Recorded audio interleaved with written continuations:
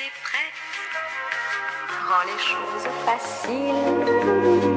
For this DIY doghouse, you will need a Kreg, some pocket hole screws, an electric drill, and some wood glue.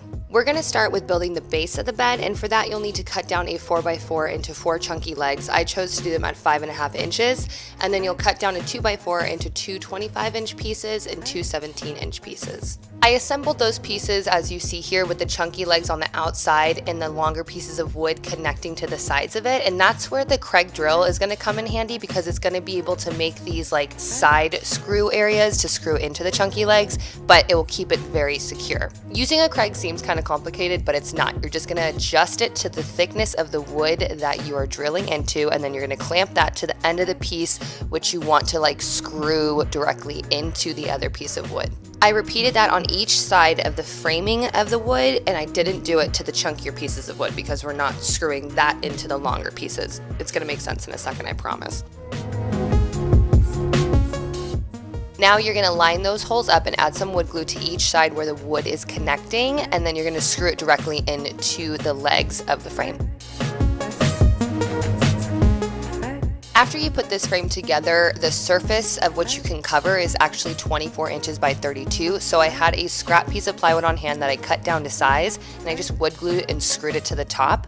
I am actually going to take this off later in the video because I changed my mind how I wanted to execute her doghouse, but if you just want to build a simple base for a dog bed, this is one way to do it.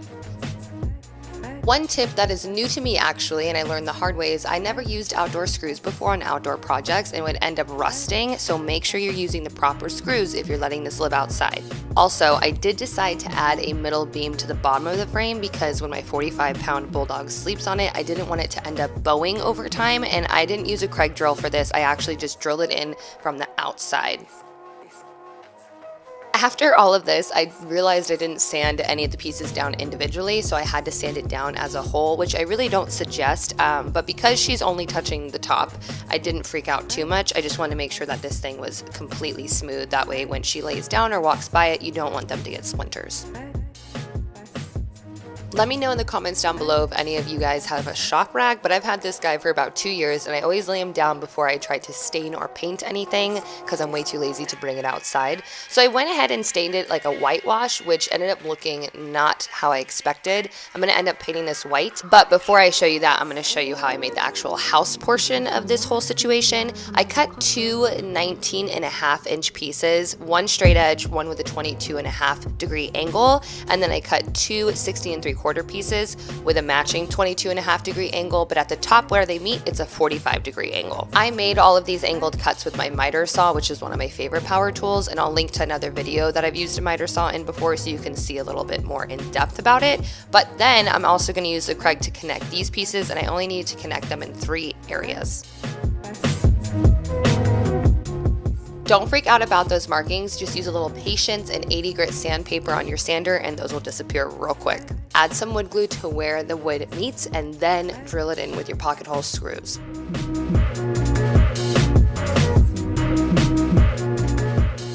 You're going to repeat that whole process one more time so you have 2 of these frames. In order to attach these to make sure they aren't going to wobble and like flip backwards and all of that jam, I wanted to go through the bottom of the plywood piece, so I had to remove that in order to do that step. So I had to kind of work backwards, but this is the process of learning as you go.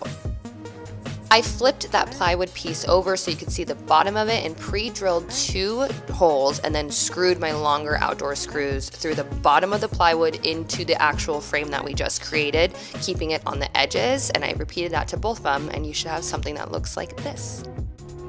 I shimmied the frame back underneath the doghouse and I just screwed in where I screwed before, to be honest, and that worked out perfectly because it secured it nice and snug.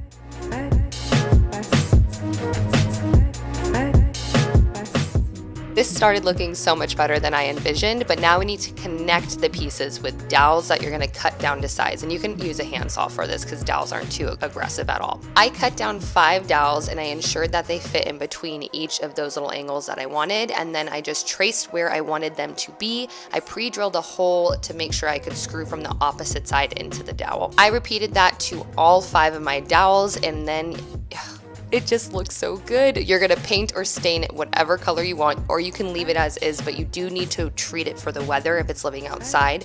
I decided to paint it white and then seal it with a weather sealant. For the summertime, I wanted a more lightweight wall, so I decided to DIY a little piece of fabric that was a little bit longer on each side to cover the entire thing, because I'm actually going to do a suggestion you guys told me when I did my DIY dog tent video and add some Velcro to the very end to make it so I can easily remove it, change the patterns, or when it gets to colder weather, I can create some DIY walls to hook onto the dowels and take that fabric off. I use some super gnarly adhesive Velcro that actually can attach without using hot glue or fabric glue, and then I just kind of stuck it together and then pressed it as tight as I could to the opposite side of the fabric to create a little sleeve.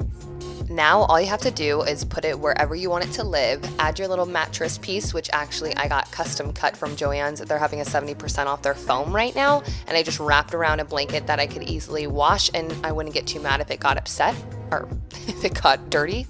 Callie is not too sure about this thing per usual, but she'll end up loving it when she realizes it's just her space. Hope that you guys enjoyed this build as much as I did. Honestly, I am brand new to woodworking, but I am figuring it out as I go. So if you have any suggestions down below as to how to make this better, like I always say, sharing is caring. It is not my way or the highway. I am so excited to see what you guys would do with your doghouse. How can I help you? Hi.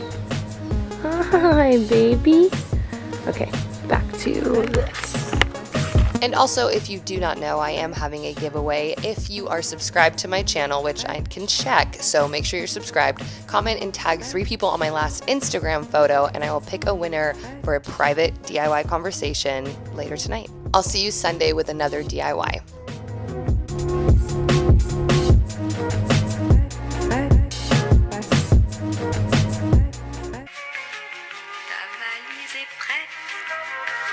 Rends les choses faciles. For this DIY doghouse, you will need a Kreg, some pocket hole screws, an electric drill, and some wood glue. We're going to start with building the base of the bed, and for that you'll need to cut down a 4x4 into 4 chunky legs. I chose to do them at 5.5 inches, and then you'll cut down a 2x4 into 2 25-inch pieces and 2 17-inch pieces. I assembled those pieces as you see here with the chunky legs on the outside and the longer pieces of wood connecting to the sides of it, and that's where the Kreg drill is going to come in handy because it's going to be able to make these like side screw areas to screw into the chunky legs, but it will keep it very